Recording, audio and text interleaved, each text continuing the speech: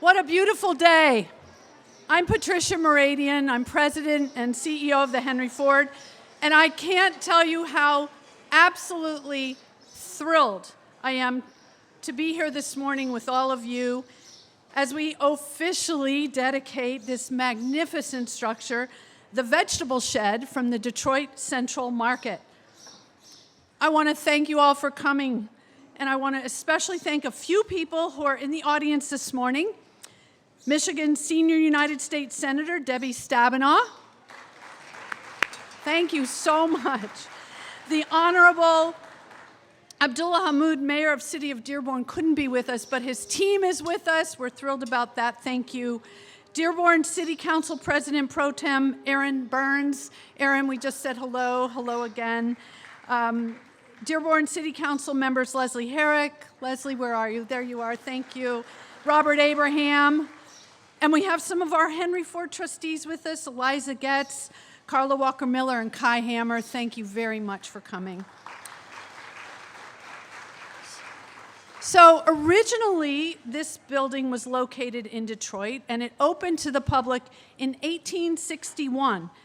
This building is one of the oldest surviving public market structures in the nation, and its vendors helped feed hundreds of thousands of people in Detroit and beyond. It was saved from demolition and in storage here for nearly 2 decades. The market has been given new life, as you can see, and will be first and foremost a learning platform to continue to educate our visitors about the important issues related to food, to agriculture, to the environment. And it will connect our rich history, our collections, all of our working farms that surround us here in the village, and all of our programs to become the ultimate place to bring thought leaders, educators, chefs, entrepreneurs, students, problem solvers of all kinds. We want to inspire a brighter future for our community, for the nation, and for our planet. And we're calling our efforts here the Edible Education Initiatives at the Henry Ford.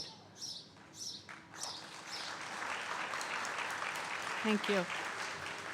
We launched this Edible Education Initiative in 2021, but really we have been doing food, agriculture, and environmental programs since the village was opened in 1929.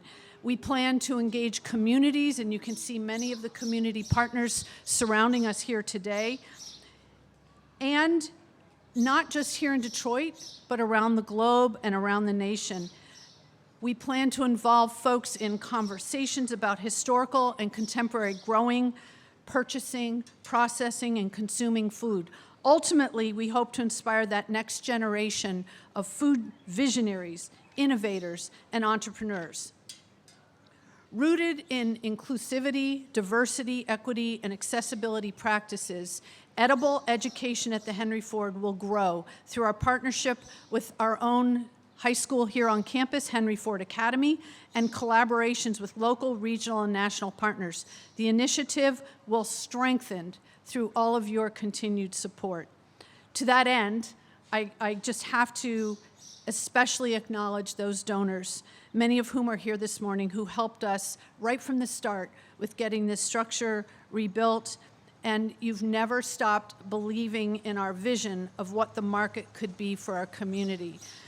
Don and Mary Kosh, the late Mort Harris and Morton Brigida Harris Foundation, Hank Meyer, the Meyer and Meyer Family Foundation, the late Alfred Taubman, the Americana Foundation, Rob and Kate Harper, who are here today and helped us pull this together, the Community Foundation of Southeast Michigan, the Raymond C. Smith Fund and the Community Foundation, Masco Corporation, Chelsea Milling Company, and Alan Kim Uzieli. I know there are many more here that have helped with this, but thank you for your leadership, your confidence and trust in this organization, and for your most generous support.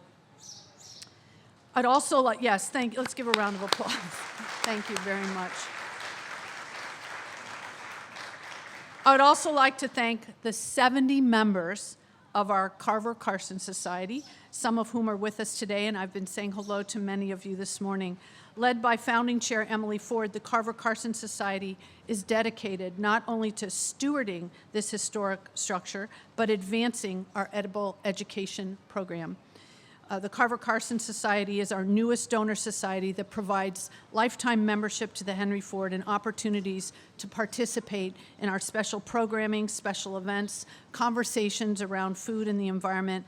And if you're not already a member, of course, you can see Spence. Where's Spence? He has his hat on. Yes, there he is. Or any of my colleagues who are here, they'd be happy to talk to you about being part of this organization.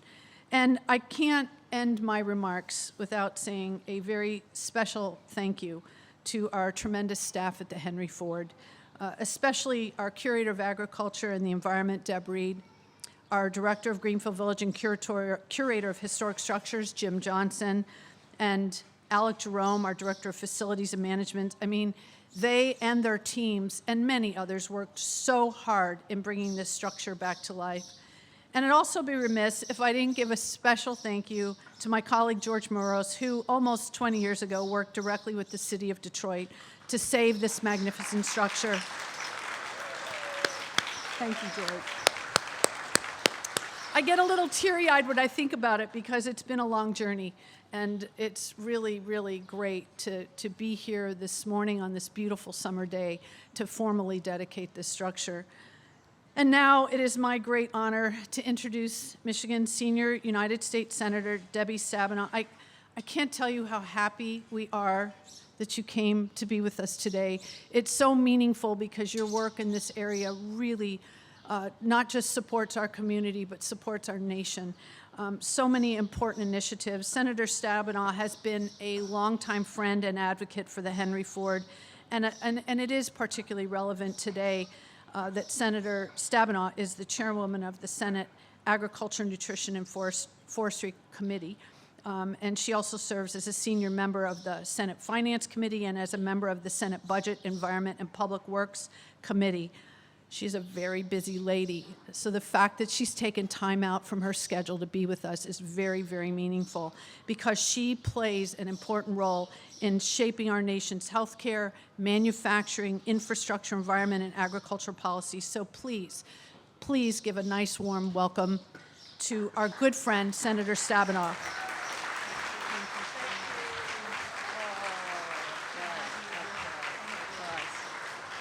Good morning.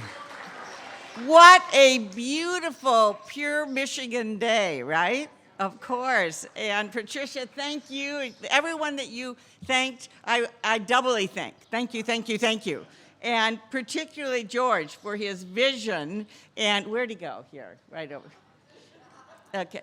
He's running away. There he is. So, and everyone who helped make this possible. You know, I was thinking coming over, this is so much about what I love in every way in terms of local foods and healthy meals and agriculture and protecting our environment, our great land and water, and tackling the climate crisis and community and schools. I mean, it's just everything, bringing community together.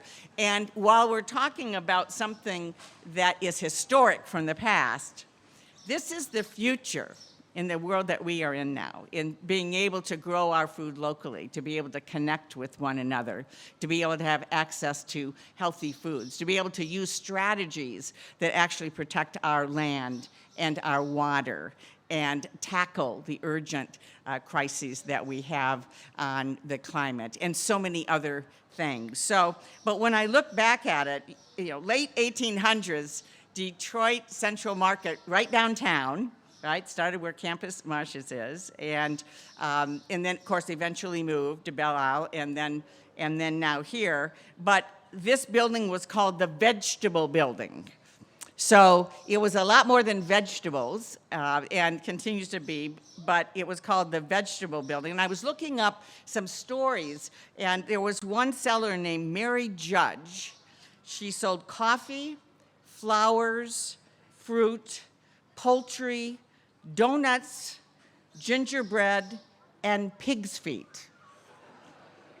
So she got me on all of it but that. The success of the market at the time was part of saying Detroit was a real city. Detroit was a real city because of what was happening in the food marketplace. And I have to tell you now, and I have been a huge advocate and proponent of Eastern Market in Detroit as we have rebuilt and the energy in Detroit and so on. Part of that is still food. It's the food economy, right? And when we look at things like the pandemic with the national food supply chains breaking down, we need to be able to have local food. I mean, it's about resiliency, right? It's about being able to be connected and so on.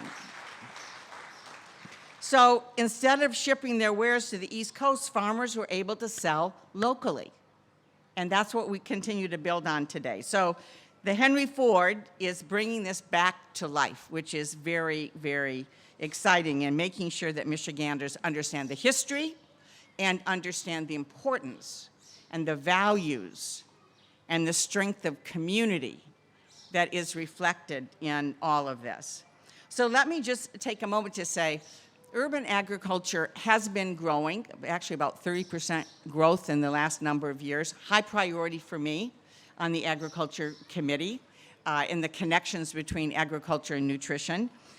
We're revitalizing neighborhoods and green spaces and water quality and connecting jobs, providing access to healthy foods. But I have to tell you that when I first took over as chair in 2011 of the Agriculture Committee, looking for ways to support Detroit and southeastern Michigan as part of a rural-focused committee, I was focused on Eastern Market and the local growers, and I knew they were doing a great job, but I thought, okay, what is everybody else doing around the country?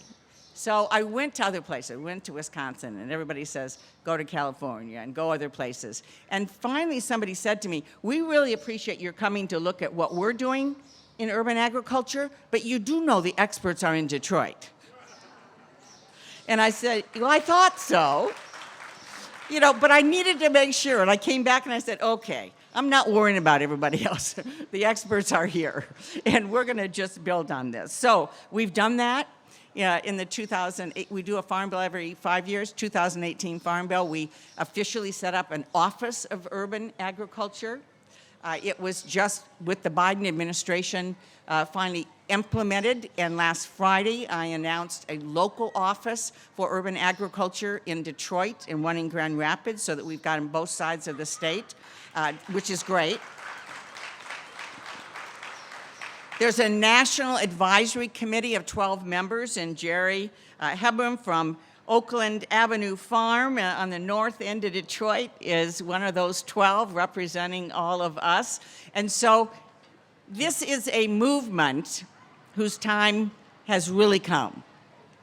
And I want to just congratulate everyone here for both embracing the history of this pavilion and what it represents, but also through it and the incredible programming that's going to be happening in so many ways, embracing the future in terms of making sure everyone has the opportunity for healthy foods so children can be successful, we can all be successful, and that food is something that we understand is a basic human right for everybody. So thank you very much.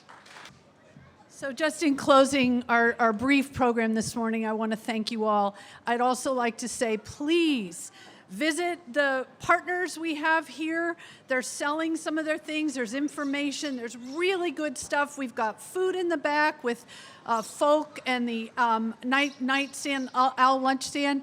It's all here for you to enjoy, and we have programming all day today, all day Saturday, and all day Sunday. So please come back and join us. Bring your friends, your family, and tell everyone that we are here and we are open and we're all about edible education. Thank you so much.